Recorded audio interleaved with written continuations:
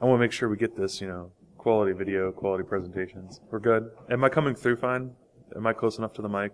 Do I need to get closer to the mic? Okay.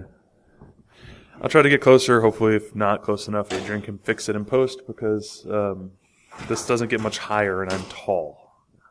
So thanks everybody who showed up. This talk is Driving Away Anxiety. My name is Joey. Some people know me as Lost Knowledge. Since I've only got 25 minutes, I'm going to try to jump into this pretty quick because some of the best parts of this talk are going to be the Uber stories, trust me. So the background, first I have the disclaimer that I am not a psychiatric professional, so, take this as a grain of salt. A lot of it is my own experience. I found that some of it does overlap with some of the things they do for treating anxiety, but don't use this as the only means of treatment because it probably won't end the way you want. What is social anxiety? So this is just the DSM definition of social anxiety, right? It's not very clear. I think most people who suffer from any kind of anxiety kind of have an idea to some extent of what it is. It's not just being, I think one of the big problems is sometimes people confuse the different issues. There's a difference between being shy and having like social anxiety, being an introvert and having social anxiety. And sometimes I think these things kind of get mudged together by people. And one of the key takeaways from the definition of social anxiety is just the comfort level and how it makes you feel. Right, the having the anxiety is more than just, I don't like talking to people, because trust me, there are days I just don't like people, which is much different than being socially anxious. So measuring social anxiety, there's actually dozens of scales and systems. When I was doing research, every couple of years it seems like another psychiatric professional or group of professionals comes up with a new test. But they all seem to be very similar in structure, which is they look at a series of social interactions and they ask, the question ultimately becomes, how do those situations make you feel and which of those situations make you feel that way? And sometimes they'll ask questions about how often you avoid those situations to kind of create a scale to do that. One of the more common ones, which is used a lot of times for self-assessment, is the Leibowitz social anxiety scale. And that one, if you went and Googled that term, you will find probably 4 or 5 sites right off the top that have a little questionnaire you can go fill in. Most of the other tests are usually administered by professionals, and they're smart enough to not ask you directly because that can sometimes get bad answers. So they basically just do normal psychoanalysis, talk to you about what makes you anxious, and over time figure out where that level is. So in the scale here, I kind of broke it down into 3 categories. I've seen it broken down into as high as 5. The pictures aren't truly 100% representative because, as I said, it's the only one I think is really representative is Sam the Eagle going back in the door when he sticks his head out, because that's at that level of social anxiety, you're talking about people who will almost to a point of being a shut-in because they don't want to have to interact with people. They'll minimize those interactions that much. Whereas the other levels, it can be different things, right? Some people may be moderate level, but they have certain interactions that don't bother them as much as others. Let's see. Next. So where was I? I would say based on, I tried to do it was kind of hard to do because I did these self-analysis tests after I did this process. So I tried to answer the questions as I would have answered them a year ago, and was kind of falling in the moderate range pretty consistently. So I would say that's probably roughly where I was. I definitely wasn't a shut-in, but there definitely were social interactions that I was not comfortable with and things I didn't enjoy doing. One thing some people would probably say to that is, don't you give talks? I've been doing presentations for a while now. What I'll say is, when I did my first presentation almost 7 years ago now, when I did my first talk, I was nervous as hell, just from giving a presentation, but also the fact I was in front of people. What really helped that presentation in particular was The first time I ever did a talk was at Derbycon, and it was the year when they were at the Rio. And I was in the Penn and Teller Theater, and it was a properly lit stage, so I couldn't see more than 5 feet in front of me. So I didn't know if there were 5 people in the audience or 100 people. And that made speaking in front of a group a lot easier if you can't see the people that are watching you. It's kind of hard to feel like they're all staring at you, which they are, when you're giving a presentation. A lot of my issues, and it's still a lot of this to this day, a lot of the issues I deal with are mostly in dealing with people I don't know. Social interactions for the first time or going into strange situations are probably some of the ones that are still the worst for me.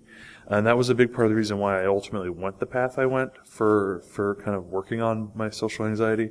And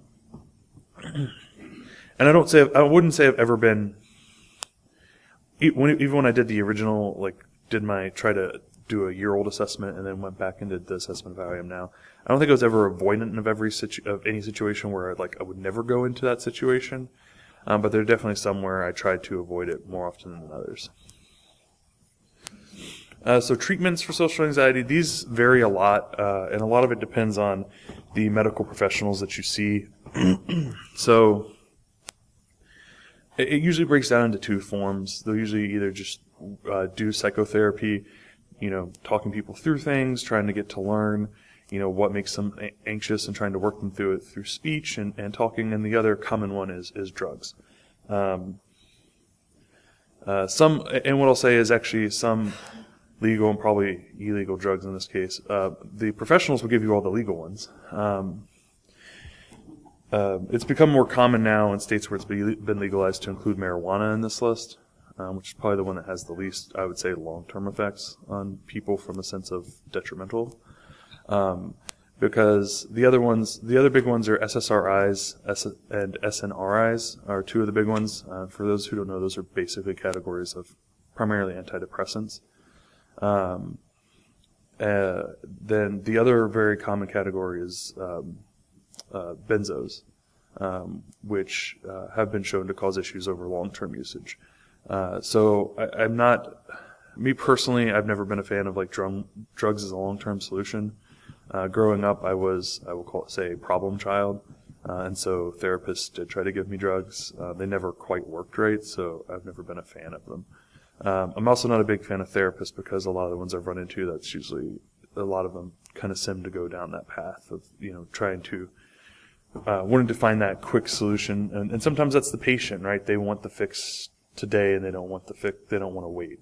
They don't want to work for the fix. So it's a combination of the 2. For me personally, I was trying to resolve this without having to talk to anybody about it, which is probably bad too. Which is where we get to my plan.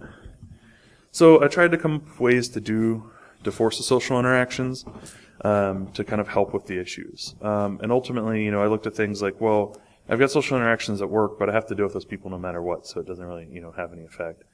Bars and stuff weren't really going to be useful because it's drinking as a form of self-medication, right? You look at conferences, we have a lot of people in the community who maybe have social anxiety issues, and then as we start to drink, we become a much more, friendly bunch. So I knew the alcohol wasn't going to work, and I looked at local meetup groups and thought about that as a possible option. The part of my concern was the length of interactions that would be required for some of those. What some people, people want to do these long events.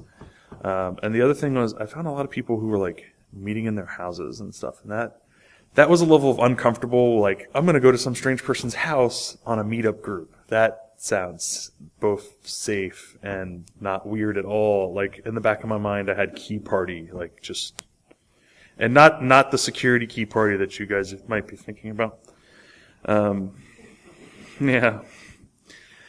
So what I ultimately decided to do was Uber and Lyft, to do ride sharing. And the reason was that the interactions I knew would be short.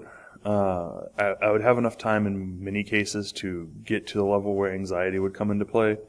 Most rides, I figured based on where I was living, would probably be no more than probably 15 to 30 minutes would be on the long end. So it'd be long enough to get past that a 5-minute, 10-minute interaction probably wouldn't get up the levels enough. But getting a little further, I would have to deal with it. And the other side was, it was my controlled environment. I had control of the car. I had the ability to in some ways dictate the interactions of the situation. So for me, I decided that that was the path I was going to go down. With regards to the interactions, like I said, 10 to 20 minutes. The other big thing for me when I did this is the level of variance and the people. With a few exceptions when I was driving, I never had the same person twice in my car or a group of people. I could name like 3 situations where that happened. I can tell you that the ones who were locals who got repeat rides didn't remember me at all. So it worked out. And that actually probably helped reinforce some of the things in the end, because I was like, oh, well, if I was awkward the first time they were in the car, they don't remember because they act like they've never seen me before, right? So the interactions are in my space, right? Like I said, it was a comfortable place. I knew where I was, and it didn't have to be a fear of like trying to escape, but also the fact that I knew they were going to be getting out of the car. I don't think I've ever had a belligerent person who wouldn't get out of the car. Had other weird things happen, but never that. What I eventually learned later was that I was actually basically doing a form of exposure therapy, which is something that some therapists will use to get people into situations, and trying to force people to face those social interactions so they can learn to deal and cope with them, right? You can try to give people coping mechanisms, but if they still don't go into the situations to try to use those methods, then the mechanisms are never going to get tried and tested, and you're never going to improve the situation. So there are a couple bonus features to the path I went down too, right? The first is money. You get paid to drive your car around. The money's not great all the time. For where I was living at the time in the Nashville area, since I was doing this, as a secondary thing, I was doing this nights and weekends.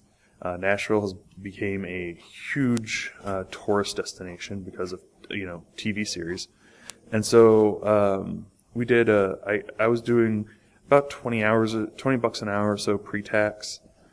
Sometimes I'd have $40 an hour or so. But it obviously varies depending on the area. Some people are going to be better tippers in some areas than others. Then just the amount of driving is going to play a big part. The nice thing about Nashville is a lot of the different tourist areas are kind of spread out. So you got longer distances with not necessarily having to increase the time greatly, and that's why the money was better. Because if you've never looked at the Uber charging structure, it's more based on distance than on time. If I get stuck with somebody in the car in a traffic jam and like what should have been a 10-minute ride turns into a 30-minute ride, I don't make 3 times as much money because I'm still going primarily just a longer distance, or the same distance for a longer time. The other thing is, if you do decide to do this, the big thing is to remember to set aside money for taxes. Uber and Lyft both do 1099, which means there's no state, federal income tax is taken out, and then the Social Security gets taken out, and that's all money you have to account for. So you need to remember to do those things if you do something like this. And the other important part is to remember to take care of deductions. You get to write off a lot of money. Mileage on your car. Well, there's basically 2 methods. You can do mileage, or you can do itemized deductions. If you're using your car dual purpose, I say go with mileage. It's easier than trying to say, well, I put gas in the car, but I put X amount of the mileage was personal versus for the business in the sense of driving. So it's just easier to keep track of mileage. But you can still, even when you do mileage deductions, I was taking deductions for my cellular service because I was still using part of my data plan for Uber and Lyft. So I kind of tracked how much of that was being, roughly about how much was being used for Uber, Lyft, using the maps and everything else, and taking that into account as part of my deductions. Less idle time. it got me out of the house and it got me doing stuff. I was kind of prone to not doing a lot besides, maybe playing video games and other things. So it gave me more opportunity to get out, and gave me a chance to learn some really weird ways to get around the city. So it was good for that.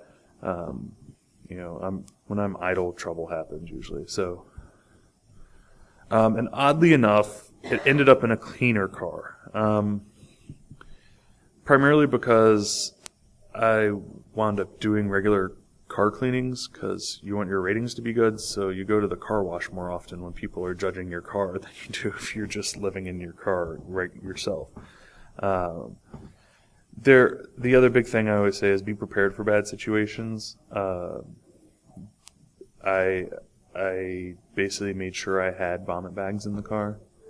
And you have that in the car, you're not going to have a problem. I only ever had 2 people get sick in the car, and it never got on anything because I had those bags.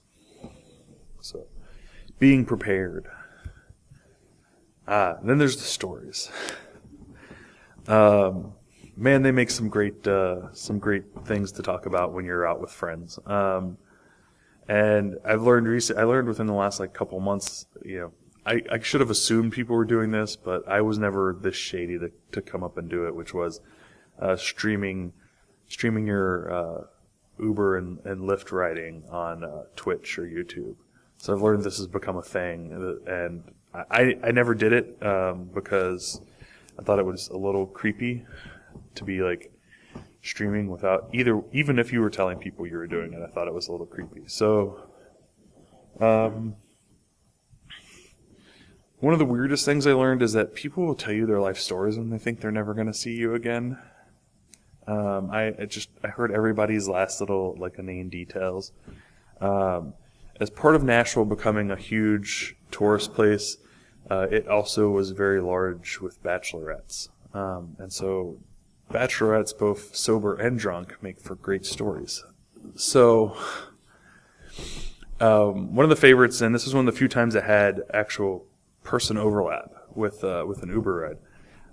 I was driving in Nashville, it was early morning, and had a group that were going to brunch. So they were actually so big there were 2 Ubers. I was pulling on the same time the second guy was. So I've got 6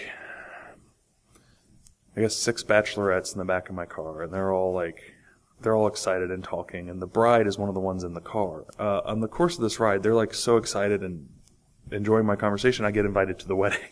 It's okay, thanks. That's in New York. Okay. I almost had to go, so can I get your last names to make sure I'm not related to any of you? As my dad said, the family was all from New York.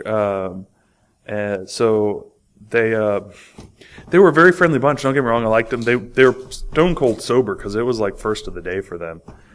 It was a few hours later. I was driving and I pick up another group, and it's the same bunch of bachelorettes, but it's the other half of the group, except for one person was in the first ride. And I determined she was the quote unquote mom of the group. She was the one making sure they all made it home and survived. She was oh my God, it's Joseph. He was the best this morning. And she was super excited. So they're all hitting me up.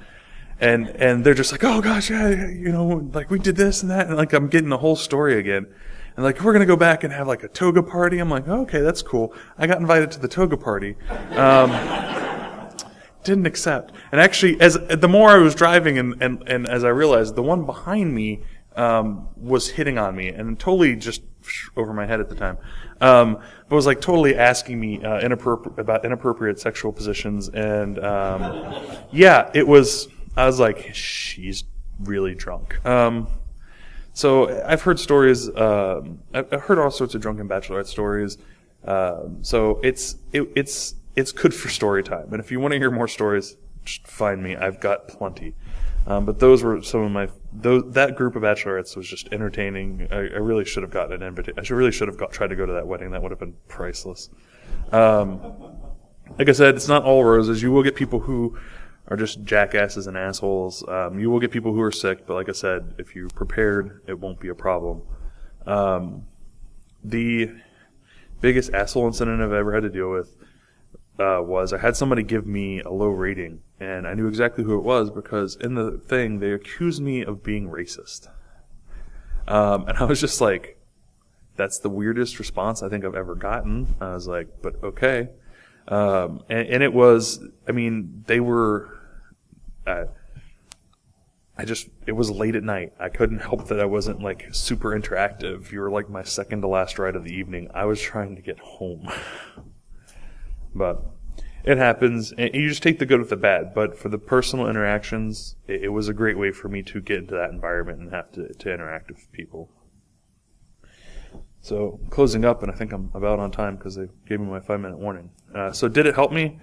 Yes. In many situations that were very uncomfortable are now less uncomfortable.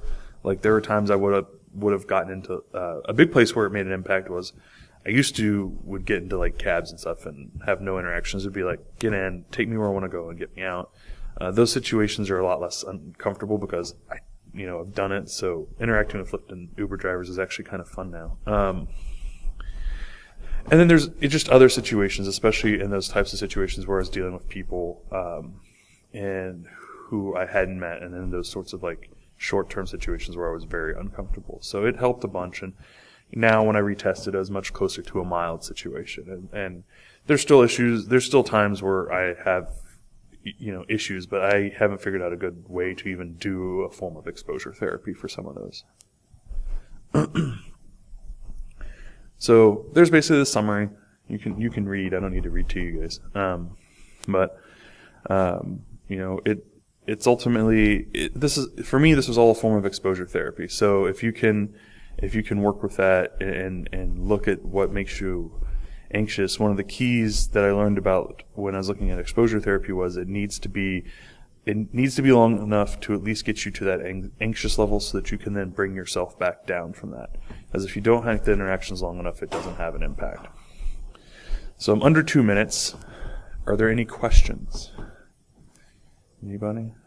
Nobody? Are we all socially anxious about asking questions in conference talks?